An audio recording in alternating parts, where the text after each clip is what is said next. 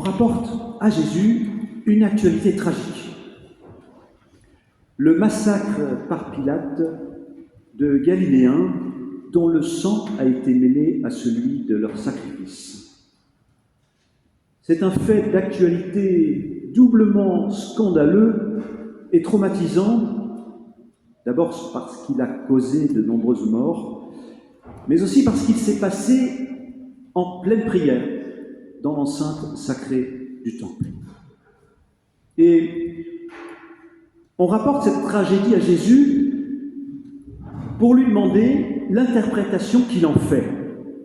Mais Jésus va renvoyer ses interlocuteurs à eux-mêmes tout en ouvrant leur lecture à une autre interprétation que celle qui leur vient spontanément à l'esprit. Nous allons découvrir cela. Mais d'abord, je remarque cette préoccupation de Luc, qui, à plusieurs reprises, appelle ses lecteurs à un travail d'interprétation.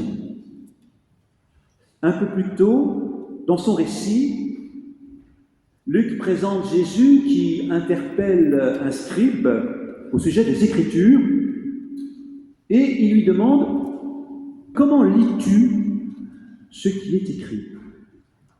Autrement dit, comment le texte biblique résonne dans ton actualité. Et puis ici, comment lisez-vous cette actualité tragique du massacre des Galiléens? Quelle interprétation en faites-vous?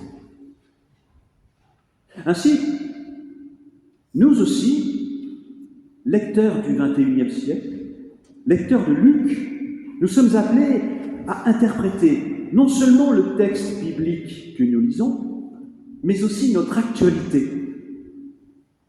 Nous sommes appelés à un va-et-vient incessant entre la Bible et les nouvelles du monde, avec l'assurance que l'un va éclairer l'autre. Oui, on peut dire que c'est notre responsabilité que de faire ce travail d'interprétation, c'est-à-dire de chercher à comprendre pour donner un sens à notre existence, donner un sens à ce que nous vivons, et puis pour que nous puissions décider comment agir, quels seront nos comportements.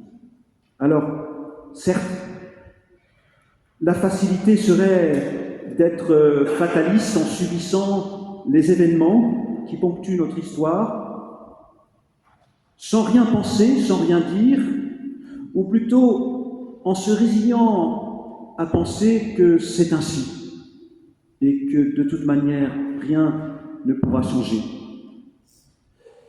Or, précisément, ce récit de Luc nous ouvre à un avenir possible, à des changements possibles sur le plan individuel et sur le plan collectif. Face à d'autres tragédies de notre temps, face à la guerre en Ukraine, devant les tractations amorcées par le président des États-Unis, quelle alternative possible? Face aux bombardements qui continuent sur Gaza, malgré l'annonce d'une trêve, quelle issue vers une paix juste et durable? Face au réchauffement climatique, que peut-on faire? Alors oui, on pourrait penser que ces questions sont bien trop complexes, à juste raison. Certainement, les réponses ne sont pas simples. Et cependant, complexe ne veut pas dire qu'il n'y a pas d'issue possible. Alors se pose cette question. Jésus, lui, que pense-t-il face aux violences de son temps, face à ce bain de sang dans le temple? Quelle est sa position? D'abord, je relève que Jésus refuse d'établir un lien de causalité direct entre malheur et péché. Ces Galiléens auraient été massacrés parce que d'une certaine manière, ils le méritaient, parce qu'ils auraient eux-mêmes commis des crimes. C'est la théorie selon laquelle les malheurs que chacun subit seraient à la mesure du mal qu'on a commis chacun, chacune, avec, vous savez, une notion de proportionnalité. Comme si au-dessus de nous, il y avait un comptable qui recensait minutieusement la valeur de nos actes pour nous envoyer périodiquement une facture à payer. Jésus dit non, résolument non. Il refuse avec vigueur cette représentation d'un Dieu rétributeur qui enverrait punition ou récompense, même si c'était une opinion assez répandue à son époque. Je le cite, « Pensez-vous que ces Galiléens aient été de plus grands pécheurs que les autres ? Non, pas du tout, je vous le dis. Mais si vous ne changez pas radicalement, vous périrez tous de même. » Jésus veut bousculer ses contemporains. Il veut susciter plusieurs déplacements dans leur esprit. D'abord, il détourne leur regard du passé, il les oriente vers l'avenir. Il ne dit rien sur les causes, sur l'origine de ce malheur qu'on lui rapporte, et surtout il les dissuade de penser que c'est Dieu qui en serait l'auteur. En revanche, il s'intéresse à l'avenir des vivants et à ce qu'il faut faire pour qu'un futur soit possible. Si vous ne changez radicalement, alors vous allez à la catastrophe, vous aussi. Cette interpellation est si appropriée à la situation du réchauffement climatique que peut-être vous y avez pensé, tout comme moi, avant que je le dise. Mais cette interpellation est tout aussi pertinente face à la violence qui se déchaîne ici et là, ou face à la montée en puissance des régimes autoritaires. Mais je remarque ceci. Ici, Jésus ne désigne pas des coupables nommément, mais il interpelle tout le monde.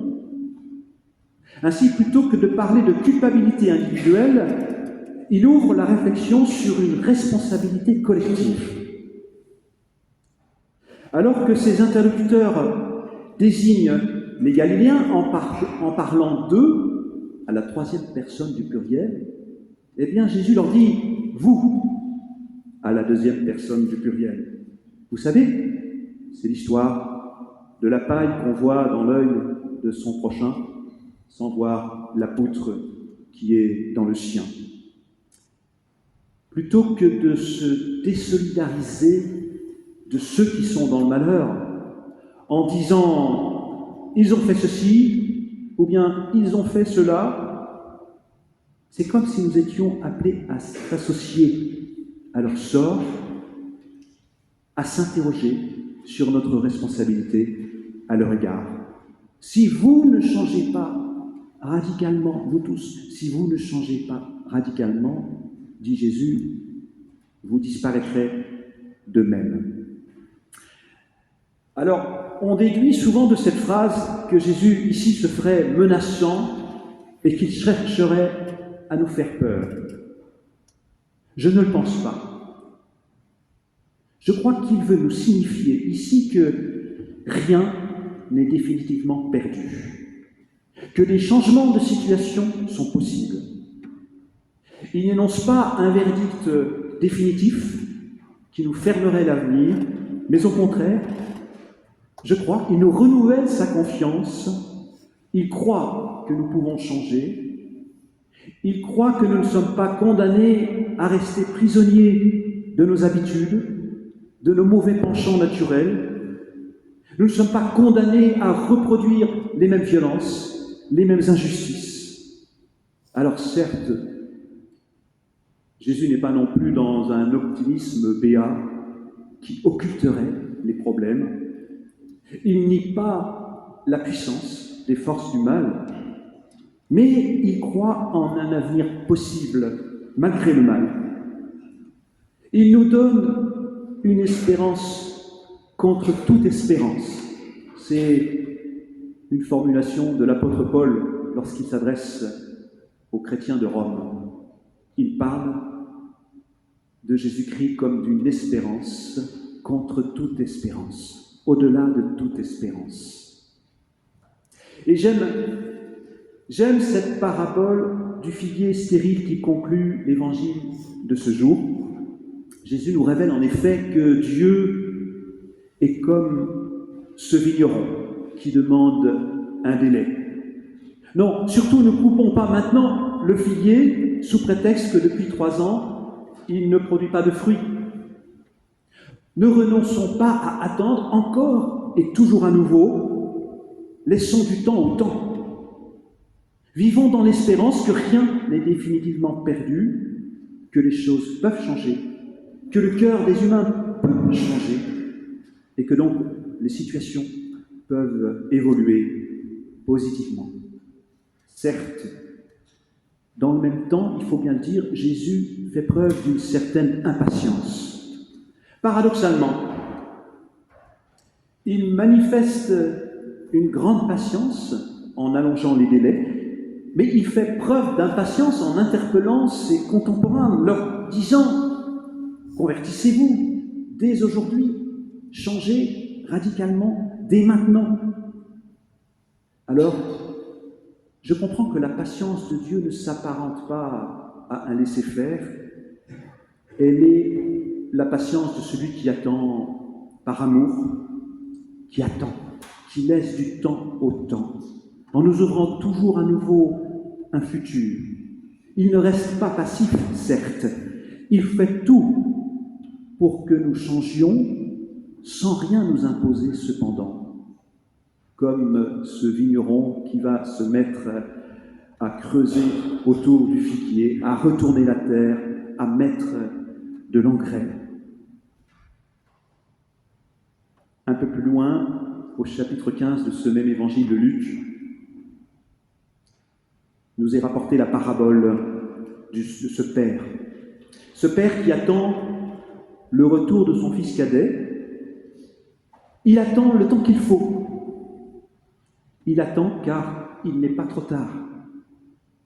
Il attend, moi je l'imagine la main en visière, scrutant l'horizon, il attend.